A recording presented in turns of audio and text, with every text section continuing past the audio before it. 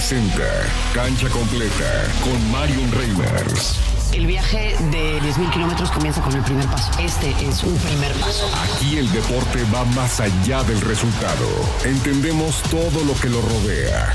El contexto, las voces, la industria, la historia. Vemos la cancha completa. Lo que se juega dentro y lo que se decide fuera de ella. ¿Quién no tiene una historia con el Estadio Azteca?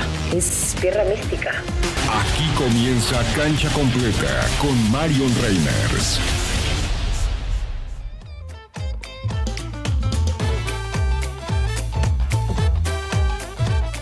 Son las 3 de la tarde en punto tiempo del centro de México a través de Grupo Fórmula. Pues sí, ya volví. ¡Ya volví! Eso, fuerte el aplauso. Sí, la verdad muy contenta, muy descansada, muy agradecida de poder estar con ustedes en este espacio. De la mano de un extraordinario equipo arranca Cancha Completa. Hoy venimos del Flamengo, del Club de Regatas Flamengo, do Brasil. El club más grande de Brasil, según dicen los flamenguistas. Obviamente los de Fluminense piensan distinto.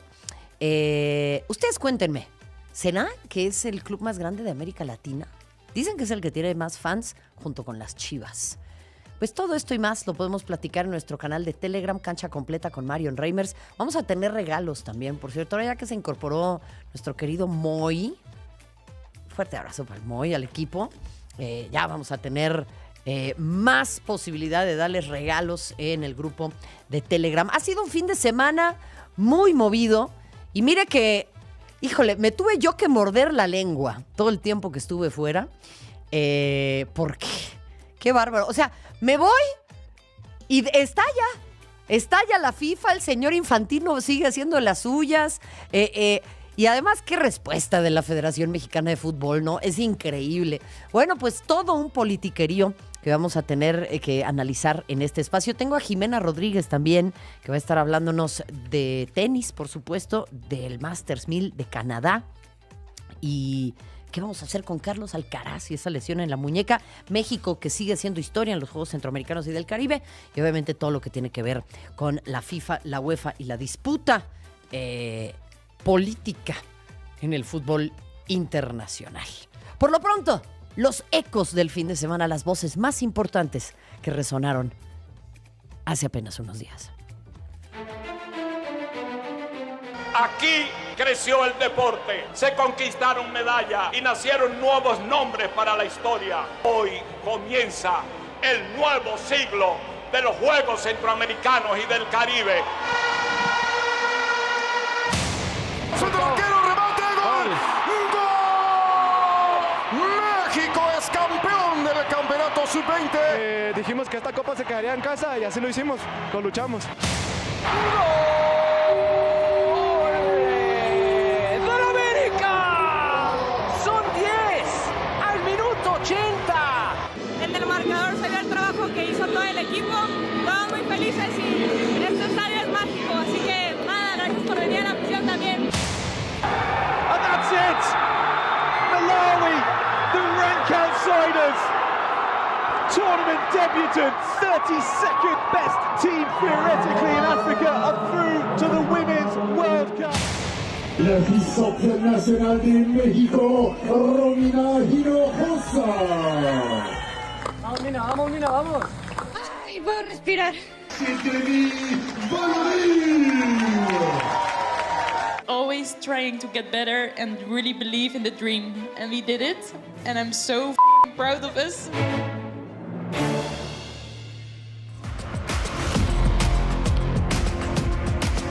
Estas eran las voces de Luis Mejía Oviedo, presidente del Centro Caribe Sports, en la ceremonia de clausura de los Juegos Centroamericanos y del Caribe. Cristóbal Alfaro, protagonista de la selección mexicana varonil sub-20 en la final del premundial. México clasifica a los Juegos Olímpicos de Los Ángeles. Itzel Velasco, del América femenil, porque, bueno, pues ganaron 10-0 a Cruz Azul. Malawi, increíble, en las semifinales de la Copa Africana de Naciones y clasifica al Mundial de 2027. La mexicana Romina Hinojosa y Demi Vollering, la campeona del Tour de Francia, la mexicana, la primera en participar en el Tour de Francia. Y ahora sí, Abróchense los cinturones, tengo titulares, Quique, ¡vámonos! Los titulares del deporte. México consiguió el bicampeonato en la categoría sub-20 de la CONCACAF. También se hizo con el primer boleto del deporte mexicano a los Juegos Olímpicos de Los Ángeles. El Tri derrotó 2-0 a Estados Unidos, levantó el título en el Estadio Azteca con doblete de Cristóbal Alfaro. Con este triunfo México cerró el premundial con este bicampeonato, el pase al Mundial 2027 de la categoría y el regreso a los Olímpicos, como le decía, luego de su ausencia en París 2024. Al finalizar el partido, Mikel Arriola fue abucheado en la ceremonia de premiación y también se escucharon gritos exigiendo el ascenso y el descenso en la Liga MX. Presidentes y secretarios generales de la UEFA, la CONCACAF y la Confederación Asiática publicaron una carta conjunta en la que endurecen sus cuestionamientos en torno al liderazgo de Gianni Infantino. Los firmantes acusan a la FIFA de impulsar el proyecto Forward Enterprise sin una consulta real y sostienen que el intento de vender una participación en el negocio de la Copa del Mundo representó una grave falta de criterio, no me digas, y una ruptura de confianza, no un simple error de comunicación. Ya luego le voy a contar mucho que tenemos para decir sobre esto, porque las tres confederaciones que exigieron que la investigación sobre lo ocurrido anunciada por la FIFA sea realizada por un tercero, una entidad independiente, y que la administración de la FIFA no intervenga en el proceso. Aunque la carta no pide explícitamente la renuncia de Infantino, afirma que el fútbol necesita un liderazgo que sirva al colectivo. Hay que recordar que la semana pasada la Federación Mexicana de Fútbol anunció su respaldo total a la administración y al liderazgo de Gianni Infantino como presidente de la FIFA, en sentido contrario a toda la CONCACAF, cuyo presidente, Víctor Montagliani, pinta para ser uno de los nombres para suceder a Gianni Infantino, o por lo menos enfrentarse a él. En los Juegos Centroamericanos y del Caribe, las y los atletas mexicanos y mexicanas dominaron el medallero, una cifra histórica de 407 preseas. Rompieron el récord de más medallas de oro con 167, 76 por encima de Colombia, que terminó en el segundo sitio. La reina de los Juegos Centroamericanos fue la guanajuatense Celia Pulido. La nadadora consiguió 11 medallas, 8 de oro, 1 de plata y 2 de bronce. Además, rompió el récord de más podios conseguidos por una atleta mexicana, mujer u hombre, en una sola edición. Las disciplinas más fuertes para México fueron natación, con 22 oros, 12 platas y 5 bronces, y clavados. Se consiguieron 9 oros en disputa, al igual que en la gimnasia rítmica. También, como era de esperarse, hubo participaciones destacadas en tiro con arco, tiro deportivo y esgrima. Demi Vollering se coronó campeona del Tour de Francia después de un ataque imperial que emprendió en los últimos 20 kilómetros de la etapa 9 de esta competencia, y con ello se convirtió en la primera mujer que gana 2 veces el evento más importante en el mundo en ciclismo de ruta. Lo hizo también en 2023. Para iniciar la etapa final, la ciclista neerlandesa llegó 8 segundos atrás de la polaca Katarzyna Niemiadowa-Finney, a quien le arrebató el maillot amarillo. Durante la carrera todo apuntaba a un final de película, pero en los últimos kilómetros Vollering metió un ataque lleno de potencia y dejó muy por atrás a la polaca. Dentro del cierre del Tour de Francia hay que destacar a la mexicana Romina Hinojosa, quien completó los 1,174 kilómetros en el lugar 113 de la general. La mejoría de Romina con prueba fue notoria. Su mejor resultado lo consiguió en la etapa 8, en donde finalizó en el lugar 42. Definidas las semifinales, de la Copa Africana de Naciones Femenil, que cuánto ha sufrido por desorganización. Marruecos eliminó a Sudáfrica, al igual que Argelia a Costa de Marfil, y Malawi a Ghana. Al mismo tiempo, Camerún dio la sorpresa del torneo al dejar fuera a Nigeria, que venía como una de las selecciones más fuertes. Con este resultado, además de conseguir la disputa de la semifinal, Marruecos, Argelia, Malawi y Camerún aseguraron su boleto al Mundial Femenil de Brasil del próximo año. Las semifinales inician el miércoles. En la jornada 2 de la Liga Femenil BBVA, una goleada para la historia. América le pegó 10-0 a Cruz Azul. La peor derrota en la historia de las Celestes y la tercera mayor goleada que se ha registrado en la liga. Además, en ese mismo encuentro se aplicó la tarjeta azul como parte del protocolo por contusión. En otros resultados, Pumas superó 2-1 a Necaxa, Rayadas le propinó su primera derrota al Atlante por marcador de 3-1 y Chivas goleó 4-1 a Puebla. Se mantiene en la pelea del Grupo B junto al América. Esta fecha cerrará las acciones este lunes con duelos entre Toluca y Juárez, como León ante Tigres. Luego de 2 jornadas completas, el panorama de los equipos que clasificarán a octavos de final de la Leagues Cup es cada vez más claro. América y Cruz Azul fueron los únicos 2 equipos mexicanos que ganaron ayer. Los celestes vencieron a New York y las águilas a Portland. Además, ambos clubes llegaron a 6 puntos, al igual que Juárez y León. En la otra cara de la moneda, Chivas, Pachuca, Xolos, Santos, Atlas, Necaxa, San Luis, Querétaro, Pumas y Puebla se quedaron sin posibilidades matemáticas de avanzar y ya no se juega nada en la última jornada. Del lado de la MLS, los equipos clasificados al momento con una fecha por jugarse: Austin, Charlotte, Chicago Fire y Cincinnati. Hay otros 12 clubes con posibilidades. El Masters 1000 entra en su recta final y ahí hablaremos con Jimena Rodríguez más adelante en Match Point. Ben Shelton eliminó a Joao Fonseca, Jakub Mensich dejó fuera a Botic van de Zandschulp y el joven español Rafa Jodar continúa con un buen momento tras vencer a Jiri Lejeka. Arthur Fields, Brandon Nakashima, Luciano Dardieri, Leonard Tien y Daniel Mérida completan a los clasificados a cuartos de final. Del lado de las mujeres, el golpe más fuerte lo dio Ekaterina Alexandrova al eliminar a Arina Sabalenka en 3 sets en una de las grandes sorpresas del torneo. Bueno, y en Cincinnati, en más del tenis, se queda sin otro de los grandes. Sinner se suma a Carlos Alcaraz como las bajas más fuertes de este torneo. El italiano anunció que no disputará el último Masters 1000 previo al US Open. Voy a hacer una pausa en Cancha Completa, pero vamos a hablar también de la maniobra política para cuestionar las mujeres trans. Es que de veras no dejan de hacer el ridículo, señores, que de veras no entienden nada. Pausa, regresamos.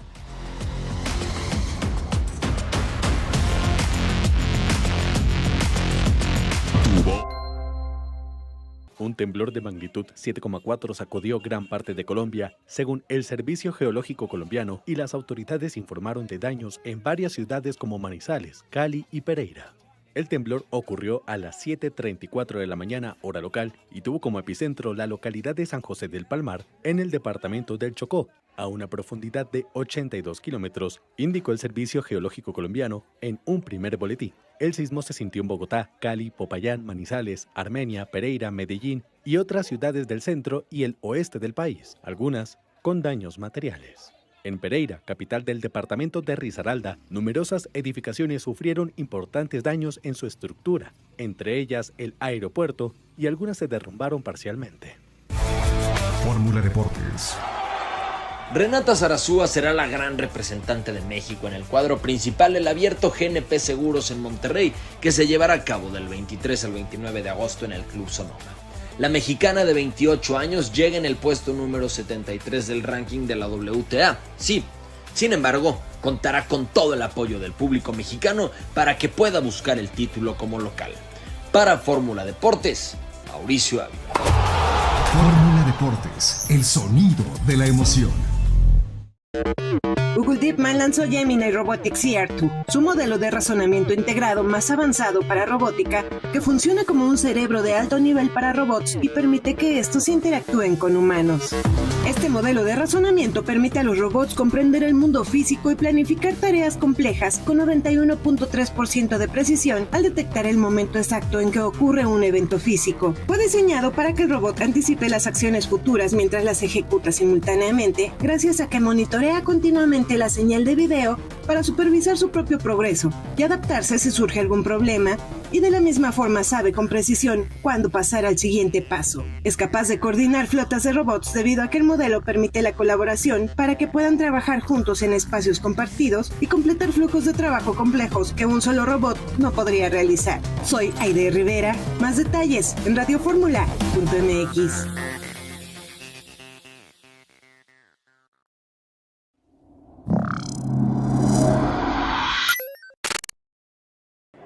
Todos ayudan.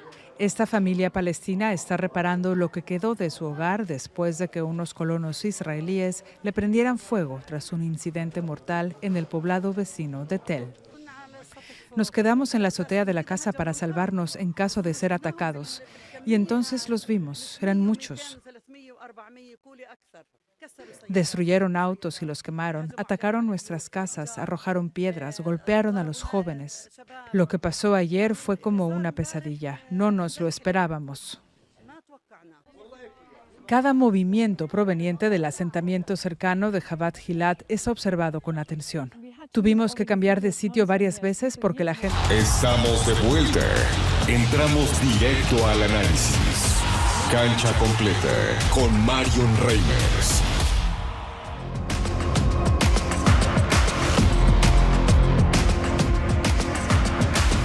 Cuando el presidente Donald Trump intervino para que le quitaran el castigo a un jugador de la selección de los Estados Unidos, cuando a un árbitro somalí no le permitieron entrar a Estados Unidos, cuando las pausas de hidratación se hicieron así sin más, cuando le otorgaron el premio de la paz a Donald Trump, cuando Gianni Infantino viaja con un jet privado que viene del estado de Qatar, todo eso está bien. Pero ya cuando se empezó a hablar del negocio, ahí fue cuando las federaciones y las confederaciones empezaron a respingar. Y se habla de que se pide que Infantino deje su cargo, que el presidente de la FIFA ha actuado de mala manera. Ahora también se habla de una indemnización de 6 cifras a una ex amante con presupuesto de la Confederación Europea, cuando él fue secretario de esta misma, en donde él se formó, por cierto. A mí lo que me llama la atención es por qué no hablaron antes, por qué no se quejaron antes. ¿No les parecía indeseable el liderazgo de Gianni Infantino anteriormente?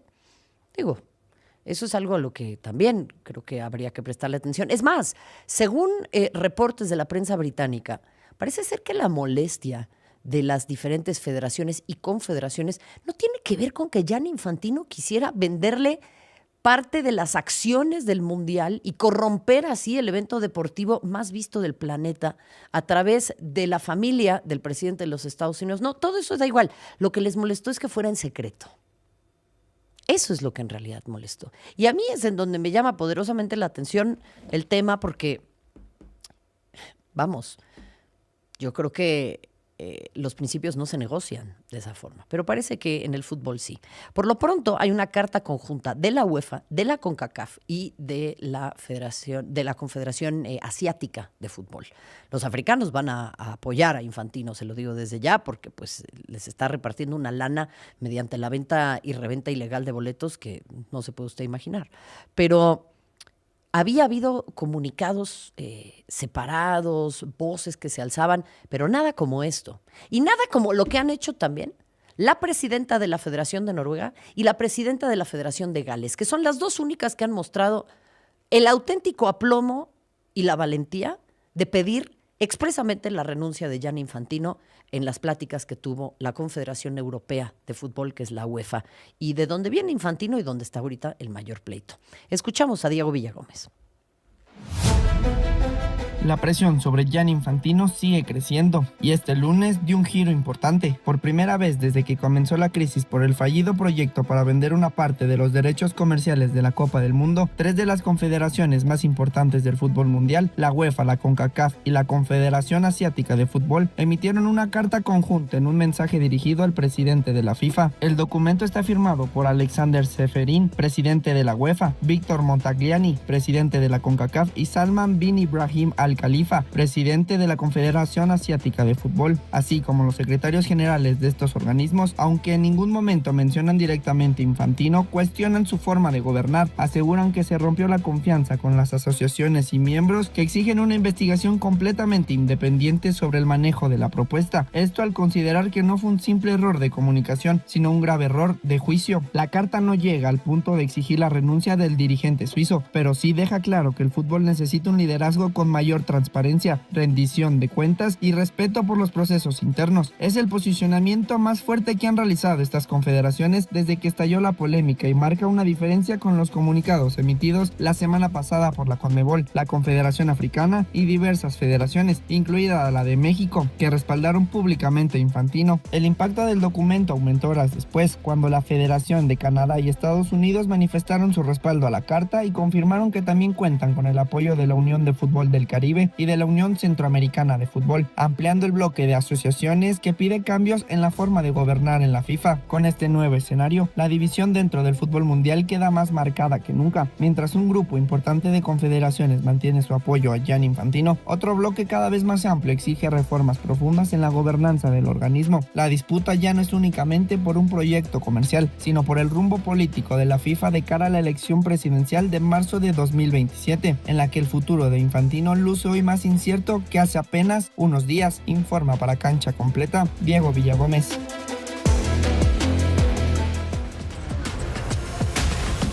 Bueno, y acá hay que llamar la atención a cómo se ha manejado la Federación Mexicana de Fútbol, que con sus declaraciones contradice directamente lo que presenta la CONCACAF, la Confederación del Fútbol, en donde México se rige, porque dice que unánimemente rechaza esto. Pero bueno, a ver, Mikel Arriola es vicepresidente de la Comisión de Competencias Masculinas de Clubes de la FIFA desde diciembre del año pasado.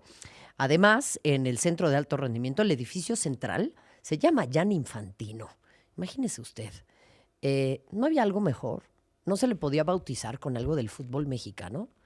Y a mí esto, la única pregunta que me queda es, ¿esta posición de la Federación Mexicana de Fútbol tiene que ver con los intereses políticos de Mikel Arriola o tiene que ver con lo que más conviene al fútbol mexicano? Porque ese edificio, que costó unos $22 millones, fue con recursos de la Federación, sí, pero también del programa de desarrollo FIFA Forward, que es mediante el cual la FIFA, o el presidente en su caso, consigue los votos. En la época de Joseph Blatter se llamaba el programa Goal o Gol.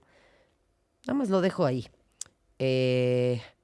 Renata Alvarado nos va a contar un poquito más sobre la Copa Africana de Naciones. Porque claro, toda esta idea de la FIFA se les ocurre antes del Mundial de Mujeres, ¿eh?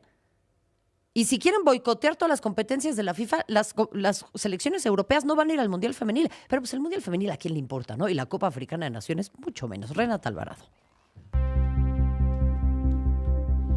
La Copa Africana de Naciones Femenina ya tiene a sus 4 semifinalistas y por primera vez en la historia de la competencia, una nueva selección levantará el trofeo. Nigeria, la máxima potencia histórica del fútbol femenino africano, quedó eliminada en cuartos de final. Las Super Falcons, campeonas en 10 de las 3 ediciones disputadas y vigentes monarcas del torneo, cayeron 1-0 frente a Camerún y dejaron vacante un título que ahora buscarán 4 selecciones que nunca han sido campeonas. Marruecos, Camerún, Argelia y Malawi son las protagonistas de una edición histórica, y además de pelear por el título continental, las 4 ya tienen algo más asegurado: el boleto directo al Mundial Femenil de 2027 que se disputará en Brasil. Para Argelia será una experiencia inédita. Las argelinas alcanzaron por primera vez las semifinales de la WAFCON y con ello también consiguieron su primera clasificación a una Copa del Mundo. La historia se repite con Malawi. Las Scorchers están protagonizando la gran sorpresa del torneo en su primera participación continental. Después de encabezar su grupo y eliminar a Ghana por 2-1, Malawi se metió entre las 4 mejores de África y consiguió también por primera vez su clasificación mundialista. El equipo ha estado liderado por las hermanas Tabita y Temwa Changwina, quienes han marcado 6 de los 9 goles de su selección en el torneo. Y precisamente contra Nigeria llegó uno de los grandes golpes de esta edición. Malawi derrotó 3-2 a las Super Falcons en la fase de grupos. Del otro lado del cuadro aparece Marruecos. Las anfitrionas buscan romper una maldición después de haber perdido las 2 últimas finales que disputaron, ambas como locales. En 2022 cayeron frente a Sudáfrica y en 2024 perdieron ante Nigeria. Ahora, bajo las órdenes del español Jorge Vilda, exentrenador de la selección española campeona del mundo, Marruecos vuelve a tener la oportunidad de conquistar por primera vez el título africano. Y Camerún llega con la confianza de haber eliminado justamente a Nigeria, quienes se les impusieron 1-0 en Casablanca y ahora están a solamente un partido de disputar la gran final. Pero para Nigeria la eliminación todavía puede tener consecuencias mayores. Las 4 selecciones que perdieron en cuartos de final, Nigeria, Sudáfrica, Ghana y Costa de Marfil, tendrán que disputar una eliminatoria continental para mantenerse con vida en el camino hacia Brasil 2027. El próximo 13 de agosto, Costa de Marfil enfrentará a Ghana, mientras mientras que Sudáfrica se medirá con Nigeria. Los dos ganadores avanzarán al repechaje intercontinental, donde buscarán uno de los últimos boletos disponibles para la Copa del Mundo. Para Nigeria el objetivo es evitar una ausencia histórica. Las Super Falcons han participado en todas las ediciones del Mundial Femenil desde 1991. Si no superan este camino de clasificación, podían quedarse fuera por primera vez. Y mientras Nigeria pelea por no perderse la cita mundialista, 4 selecciones ya preparan una batalla histórica. Este miércoles Argelia enfrentará a Malawi y Marruecos se medirá con Camerún. 2 semifinales, 4 selecciones y una certeza: África tendrá una nueva campeona y el camino hacia Brasil 2027 ya empieza a escribir una historia completamente nueva.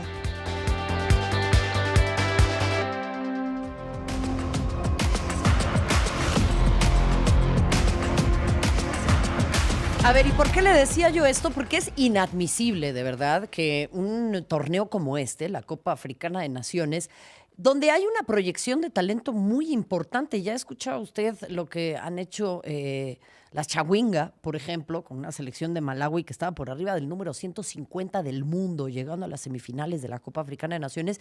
Bueno, este torneo estaba a una semana de arrancar y los directivos, brillantes, como siempre, no habían cerrado ni siquiera adecuadamente los derechos de transmisión. No había dónde ver el torneo. Así. Y por eso le digo que, ¿cómo? O sea, Gianni Infantino se le ocurrió el plan de vender acciones, ¿no? En el Mundial, que además después cada federación, dependiendo de quién estuviera en turno, podía pues, ver si las vendía o no las vendía. En fin, todo esto a un año del Mundial Femenil. Pero pues el señor dice que le importa muchísimo el desarrollo del fútbol de las mujeres, ¿no? Creo que también ahí hay un aspecto político a considerar. Regresando, le voy a hablar de cómo le fue a la jornada 2 de la Liga Femenil BBVA, que justo, pues si México dice que le importa tanto, pues cómo va a estar respaldando un candidato así, ¿no? Pausa en Cancha Completa. Regreso con más.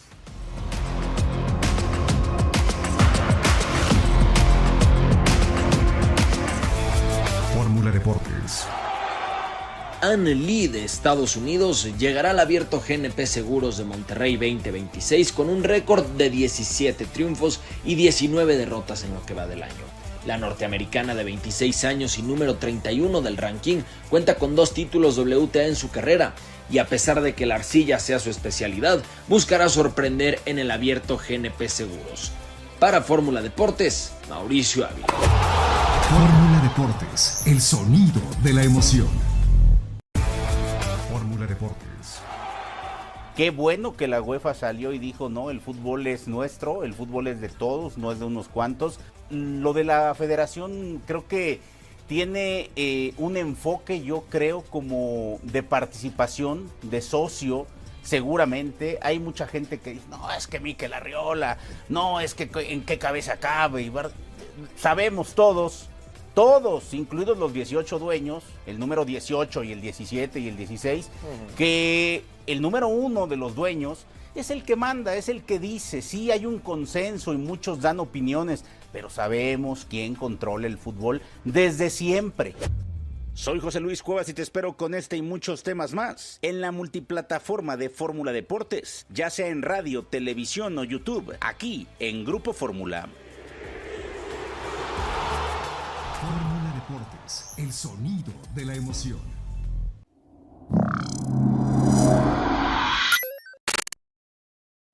Diana Manrique está a 2 horas de distancia de su trabajo, no por kilómetros, sino por el tráfico en Lima. En las mañanas suelo salir de mi casa de 6:45 a 7 a.m. Tomo un primer bus que me lleva al paradero del Corredor Rojo y del Corredor Rojo llego hasta el paradero de Las Palmeras, que se encuentra en San Isidro, y de allí camino al trabajo. Los buses que hacen el recorrido son privados, ofrecen el servicio al público, pero no tienen recambio y a menudo sufren desperfectos mecánicos, lo que hace que el viaje sea más largo.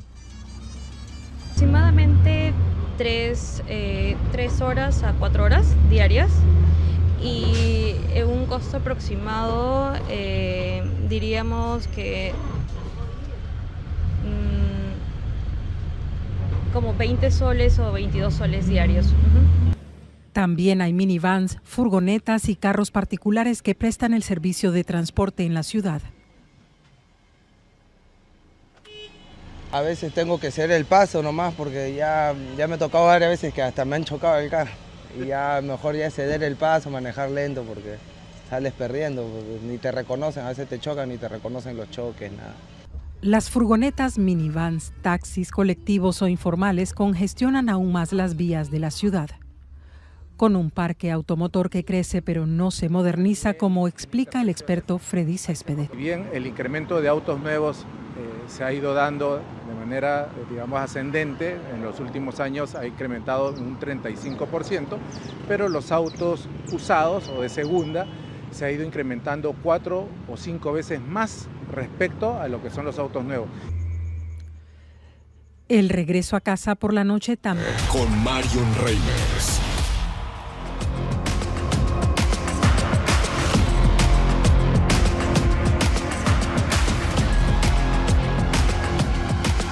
La selección mexicana varonil estuvo ausente de los Juegos Olímpicos de París 2024, la de fútbol estoy hablando. Hay que recordar que en Tokio hubo medalla de bronce. Sí, no, hubo medalla de bronce, claro. Y la de oro en Londres 2012, que son los mayores logros de la selección mexicana varonil en cuanto a fútbol se refiere, especialmente fútbol olímpico. Hay que recordar también que bueno, es distinto, ¿no? En el caso de los hombres, en el caso de las mujeres es como otro mundial. Van los equipos más importantes con sus mejores jugadoras y en el caso de los varones pues hay una restricción en cuanto a la edad se refiere y también a la cantidad de futbolistas mayores de 23 años y sobre todo los que presten los clubes, ¿no? Pero es un triunfo importantísimo de la varonil sub-20 en el premundial. Regresan a los Juegos Olímpicos y estarán jugando también el mundial de la categoría el próximo año. Nos lo cuenta Santiago Escutia. Más de 40,000 almas se reunieron este domingo en el Estadio Azteca para volver a ver a su selección y el tricolor respondió. México derrotó 2-0 a Estados Unidos y se coronó campeón del premundial sub-20 de CONCACAF en una noche que significó mucho más que un título. Igual representó el regreso del fútbol mexicano varonil a los Juegos Olímpicos. La selección mexicana ha cerrado una participación prácticamente perfecta. 6 partidos, 6 victorias, 17 goles a favor y apenas 1 en contra. El camino comenzó con triunfos sobre Antigua y Barbuda, Costa Rica y Guatemala. Después, en cuartos de final, México goleó 4-0 a Panamá y aseguró su primer boleto, el Mundial Sub-20 de 2027. Aún quedaba el gran objetivo, el regresar a unos Juegos Olímpicos. En semifinales apareció Canadá. Los norteamericanos golpearon primero, pero México reaccionó con un hombre que terminaría siendo protagonista, Cristóbal Alfaro, que marcó el empate y posteriormente Hugo Camberos convirtió el penal para darle la vuelta al partido. El 2-1 significó la clasificación a Los Ángeles 2028 y el regreso del fútbol varonil mexicano a los Olímpicos, después de quedarse fuera de París 2024. Sin embargo, Alfaro todavía tenía una historia más por escribir. El futbolista de 19 años, formado en las fuerzas básicas del Pachuca, recién llegado al Atlante en julio, apareció nuevamente en el partido por el título. Frente a Estados Unidos, marcó los 2 goles de México para darle el campeonato y convertirse en el héroe de la final. Una generación que además se llevó 3 boletos internacionales, el Mundial Sub-20 de 2027, los Juegos Panamericanos de Lima 2027 y los Juegos Olímpicos de Los Ángeles 2028. Y hubo más reconocimientos. Hugo Camberos, jugador de las Chivas, que culminó como máximo goleador con 5 tantos y recibió el Balón de Oro como mejor jugador del torneo. Cristo Navarrete ganó el Guante de Oro y México también recibió el premio al Fair Play. Esta celebración llega apenas poco más de un mes después de la eliminación de la selección mayor ante Inglaterra en el Mundial. Ahora, con Rafa Márquez al frente de un nuevo proceso, esta generación juvenil manda su propio mensaje. El reto será mantener este momento, acompañar el crecimiento de estos futbolistas y conseguir que los campeones de hoy se conviertan en protagonistas de la selección mayor del mañana. Para Cancha Completa, Santiago Escutia.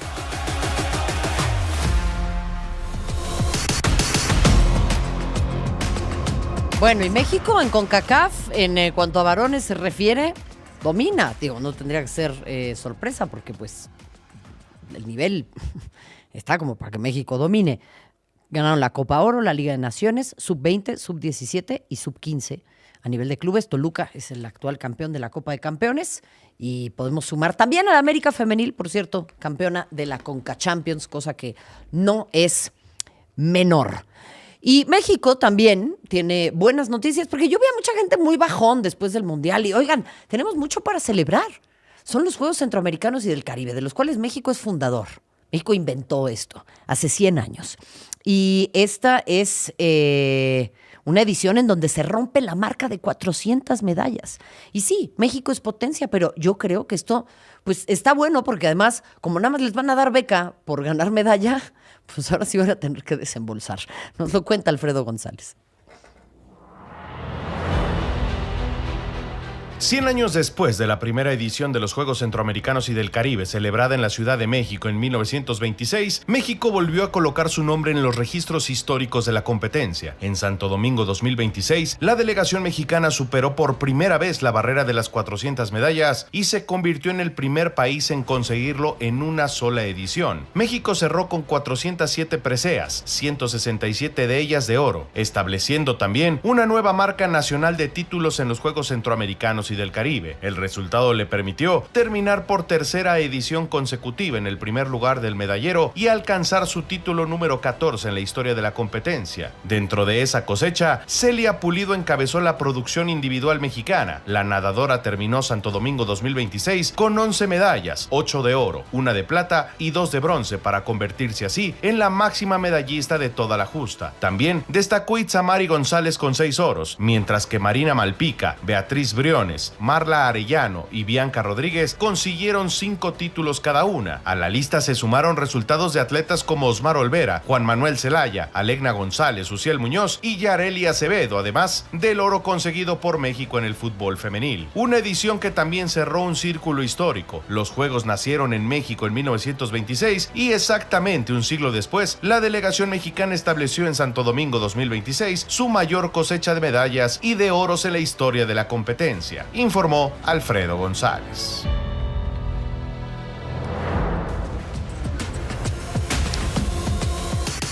No es la primera vez que se instrumentaliza el deporte con fines políticos. Y es que Enes Kanter, ex basquetbolista, jugó con Portland hasta el 2022, ahora se ha declarado elegible para el draft de la WNBA, que es la Liga de Básquetbol Profesional Femenil de los Estados Unidos, quizás la mejor liga deportiva para mujeres en el planeta.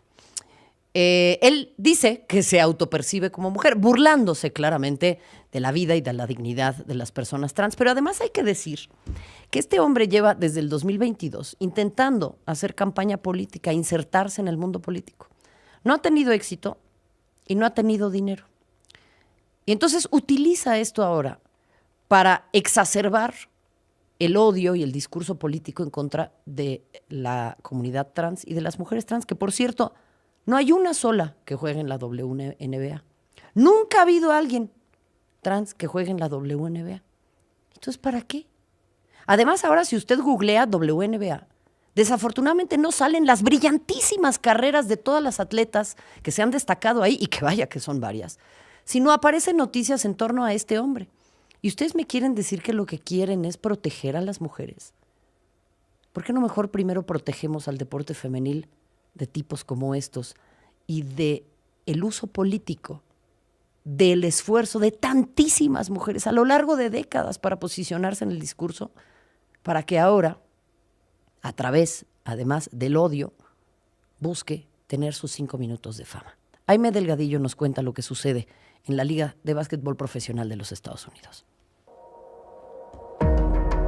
La WNBA está celebrando su histórica 30ª temporada, un año de expansión y audiencias récord, pero fuera de las duelas hay una disputa que ya se ha convertido en una batalla ideológica e involucra a estrellas actuales, exjugadores de la NBA y las oficinas más altas de la liga. Todo empezó el 21 de julio cuando Sophie Cunningham, jugadora de Indiana Fever, dijo en una entrevista que se opone a que mujeres transgénero compitan en categorías femeniles, argumentando que busca proteger a las niñas de enfrentarse a hombres biológicos. La Casa Blanca respaldó su postura de inmediato. La vocera Caroline Leavitt dijo que el presidente Trump está de acuerdo con ella y el vicepresidente J.D. Vance la elogió. En la cancha, Cunningham ha sido abucheada en Seattle y Portland, donde la afición ondeó banderas trans en señal de protesta. La controversia escaló hace unos días cuando dos exjugadores de la NBA decidieron poner a prueba el reglamento. Enes Kanter Freedom se declaró prospecto para el draft de la WNBA de 2027. Horas después se sumó Royce White, ex basquetbolista y candidato republicano al Senado por Minnesota, quien dijo identificarse a veces como mujer para efectos del básquetbol profesional y advirtió que si la liga se lo niega, iniciará una demanda. Aquí es en donde se encuentra un contraste con la ley. El actual convenio colectivo de la WNBA establece en su artículo 13 que únicamente las jugadoras que sean mujeres son elegibles, pero el documento no define qué califica a alguien como mujer y establece límites hormonales específicos. Vale la pena mencionar que hasta hoy ninguna mujer trans ha jugado abiertamente en la WNBA. Ante la presión, la comisionada Katie Engelberg anunció que un grupo de trabajo integrado por presidentes de equipo y gerentes generales de la liga abordará el tema esta semana. Sin embargo, aclaró que cualquier cambio en las reglas debe negociarse con el sindicato, la WNBPA. Y el mismo sindicato no tardó en fijar una postura firme y dijo: no seremos peones políticos. En un comunicado defendieron los valores de justicia, equidad e inclusión y advirtieron que el odio hacia cualquier grupo solo genera daño. Dentro del vestidor, la división es real. Mientras Cunningham mantiene su postura, Gabby Williams dijo que recibiría con gusto a una compañera trans y la entrenadora Cherry Reap calificó el acceso al deporte como un derecho humano en claros mensajes a favor de la inclusión. Con el draft de 2027 en el horizonte y una posible batalla legal en camino, la WNBA enfrenta hoy una de sus mayores pruebas institucionales. Para Cancha Completa, Aimé Delgadillo.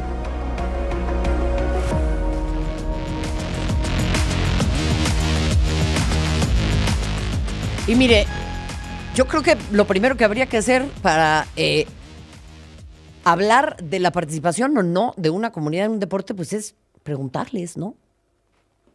Cero acercamiento ha habido, cero entendimiento de lo que se está buscando. Y es más, la persona que desarrolló uno de los estudios en los que se basa, por ejemplo, el Comité Olímpico Internacional para la exclusión de las mujeres trans del deporte, el propio autor del estudio dijo: es que este estudio no sirve, este estudio está mal. El punto no se trata de sí, ¿no? Yo creo que primero hay que sentarnos a escuchar y abrir un poquito nuestra cabeza y nuestros corazones. Pero el deporte, créame, siempre se utiliza como instrumento político. Siempre. Y después de este mundial eso ha quedado más que demostrado. Pausa y regreso. Vamos a hablar de tenis. Tengo a Jimena Rodríguez y su Match Point. Tiempo fuera. Volvemos con más de Cancha Completa con Marion Reimers.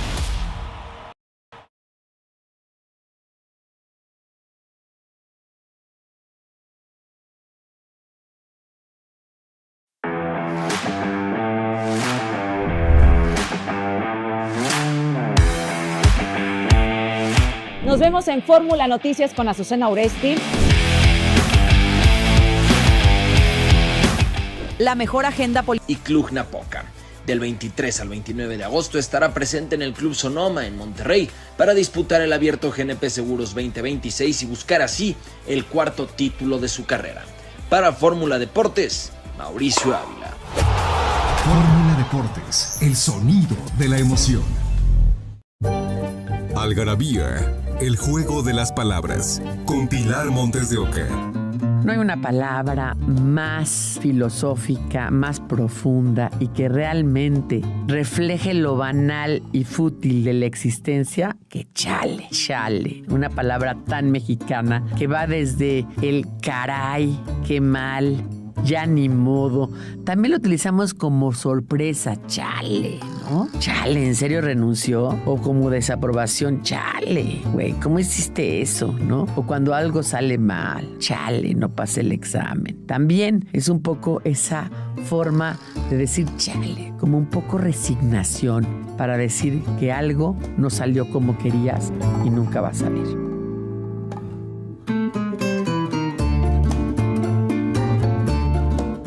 Grupo Fórmula.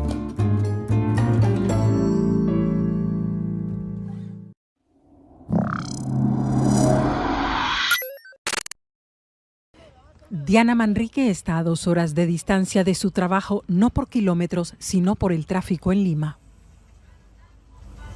En las mañanas suelo salir de mi casa de 6:45 a 7 a.m. Tomo un primer bus que me lleva al paradero del Corredor Rojo, y del Corredor Rojo llego hasta el paradero de Las Palmeras, que se encuentra en San Isidro, y de allí camino al trabajo. Los buses que hacen el recorrido son privados, ofrecen el servicio al público, pero no tienen recambio y a menudo sufren desperfectos mecánicos, lo que hace que el viaje sea más largo. Aproximadamente 3 horas a 4 horas diarias, y un costo aproximado, diríamos que como 20 soles o 22 soles diarios. También hay minivans, furgonetas y carros particulares que prestan el servicio de transporte en la ciudad. A veces tengo que hacer el paso nomás porque ya me ha tocado varias veces que hasta me han chocado el carro. Y ya mejor ya ceder el paso, manejar lento porque sales perdiendo, porque ni te reconocen, a veces te chocan ni te reconocen los choques, nada. Cancha completa con Marion Reimers. La Liga Femenil BBVA tiene ahora un nuevo formato, un nuevo calendario. Habrá que darle tiempo, a ver cómo cuaja. Yo honestamente tengo mis reservas, pero lo más importante son las jugadoras, la competencia y que siga pues en franco ascenso como lo ha hecho el fútbol femenil en nuestro país, sobre todo en la previa de la Copa del Mundo que será el próximo año. Ángel Ricalde nos cuenta cómo fue la jornada 2, en donde qué goleada le pegaron a Cruz Azul, tremendo. América por todo lo alto.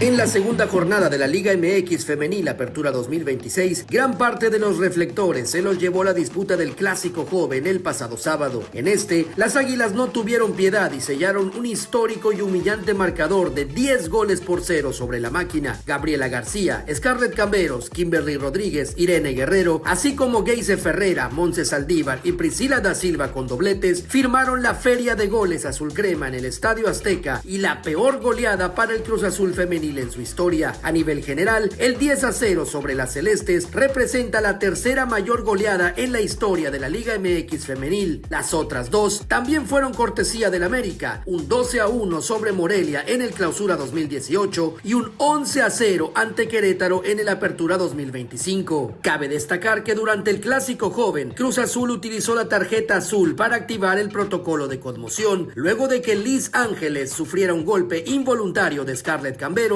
que le provocó un corte en la cabeza y no le permitió continuar. En otros frentes, las Chivas golearon como visitantes 4-1 al Puebla, con tantos de Yasmín Casares, Jocelyn Montoya, Denise Castro y Alicia Licha Cervantes, quien llegó a 181 goles oficiales en su carrera, 162 de ellos con el Guadalajara y aún seguida de cerca por Charlín Corral, quien suma 176 goles tras anotar en el empate de las Tuzas 1-1 frente al Atlas en el Jalisco. Con la victoria sobre la franja, el Guadalajara llegó a 6 puntos en el subliderato del Grupo B, mismos con los que cuenta el líder América en ese sector, pero con evidente mejor diferencia de goles. En el Grupo A, Monterrey mantiene el primer puesto con 6 unidades, luego de vencer 3-1 al Atlante, y en espera de lo que hagan Tigres, León y Toluca esta noche, todos con 3 unidades. Para Cancha Completa, Ángel Ricalde. Un abrazo a mi querido Ángel Ricalde. Ya le había yo anticipado, tenemos tenis. Cerró ya el Abierto de Los Cabos, ahí anduvo muy movida ella, la querida Jimena Rodríguez. Y ahora vamos a hablar del Masters 1000 de Canadá. Desde la red, Match Point. Punto. Sin regreso con Jimena Rodríguez. Mire, no está usted para saberlo ni yo para contarlo, pero qué tal que sí. Mi querida Jime, te mando un fuerte abrazo con cambio de look, las dos. El tuyo así es. Menos reciente que el mío. Oye, pero te voy a decir una cosa. O sea, estoy leyendo aquí. Por primera vez, los 8 cuartos finalistas de un torneo ATP nacieron en este siglo. Yo acabo de cumplir 41 años, Jimena. O sea, tampoco estoy tan ruca, por favor. O sea, me estoy sintiendo, pero de veras... Ya, muy mayor. O sea, con estos chavos. Me pasó lo mismo que dije, bueno. no, o sea, ¿cómo que ya se va a acabar la generación de finales de los 90?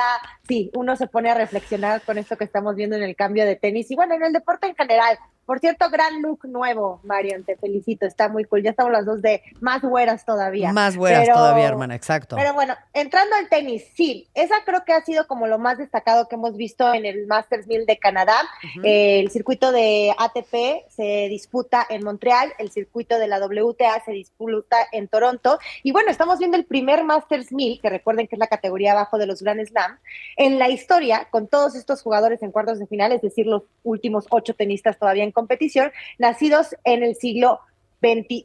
El más viejo, el más grande, que tiene 25 años, es Brandon Nakashima, el estadounidense, y Rafa Jodar, el español, es el más joven, nacido en 2006. Entonces, obviamente, este panorama se trata de cambio, de evolución, nuevas maneras de llegarle a este deporte. Hay muy buenas historias, son jugadores que están aprovechando ciertas ausencias de estrellas tenísticas para poder seguir avanzando.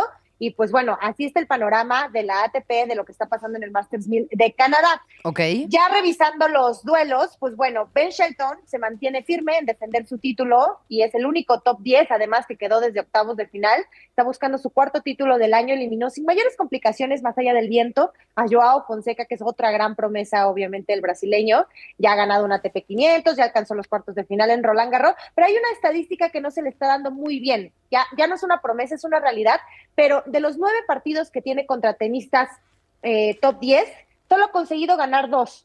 Uno de ellos fue ante Novak Djokovic, eso lo puede presumir, pero bueno, ahí está. Seguiremos de cerca a Joao Fonseca para el próximo Masters 1000 que va a ser Cincinnati, pero mientras creo que Ben Shelton se mantiene como favorito. Este chavo, sí, la verdad, a mí me encanta lo de Fonseca. Quiero centrarme también un momentito en la rama femenil para que no se nos escurra, Jimé, porque perdió Sabalenka, es un descalabro importante de cara al US Open, todavía tiene Cincinnati. ¿Será que Alexandrova con este triunfo es la favorita para poder llevarse el Masters 1000 de Canadá? No creo que sea en sí la favorita, creo que fue evidentemente una sorpresa, fue una batalla de casi 2 horas y media, 3 sets, sí fue lo más sorpresivo que pasó hasta el momento en el circuito femenil, pero tiene un difícil reto. El día de hoy por la tarde ante Elina Svitolina, que también ha tenido un año espectacular la ucraniana. Entonces creo que va a ser una buena batalla. También Iga Swiatek, que se mantiene con vida, obviamente, y mañana hay un duelazo con Naomi Osaka, que eliminó también a otra favorita, la local Leila Fernández, y se va a enfrentar a Rybakina, que también está luchando también por estos primeros lugares. Entonces creo que el cuadro femenil de hecho está mucho más interesante en cuestión de talento, o por lo menos de jugadoras que son un poco más conocidas, con más reflectores de este lado del cuadro, ¿no? Porque Coco Gauff también se mantiene en la lucha. Entonces, los cuartos de final, tanto de hombres y mujeres, se van a estar disputando hoy, ya en cuestión de minutos van a arrancar, y hasta el día de mañana para ya después conocer a las semifinalistas. Pero sí, el cuadro de mujeres está muy interesante. Oye, y de cara a Cincinnati, que es un torneo súper importante en la previa del Abierto de los Estados Unidos, recuerde, las finales del Abierto de Estados Unidos son el 12 y el 13 de septiembre, femenil y varonil respectivamente. No va a estar Alcaraz, no va a estar Jannik Sinner. Cuéntame un poquito de eso y obviamente también de qué esperar en la rama femenil.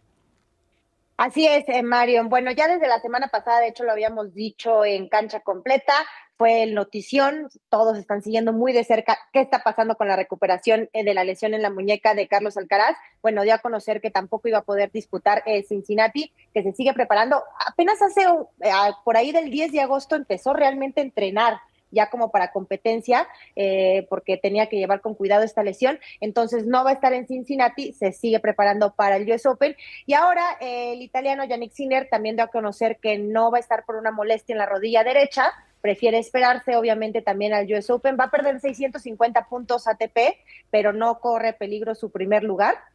Hay que recordar que él disputó la final el año pasado, y creo que en general este panorama lo que hace es que le abren camino a Novak Djokovic, ¿no? Que si bien no disputó un partido desde el pasado 10 de julio en Wimbledon, pues vaya que sin estos dos jugadores, pues se le puede abrir el camino para volver a ganar un Masters 1000, que él tiene 40 en su palmarés, pero desde 2023 no ha conseguido uno de esta categoría. Y ahora también hay que ver qué significa esto para el US Open, porque desde 1990, cuando se instauraron los Masters 1000, ningún tenista ha ganado el US Open sin jugar Canadá o Cincinnati. Estos dos Masters 1000 que son la previa del US Open. Entonces, ese es un datazo, Jimé. Sí, se ve complicado para estas dos estrellas lo que va a ser el US Open. Ok.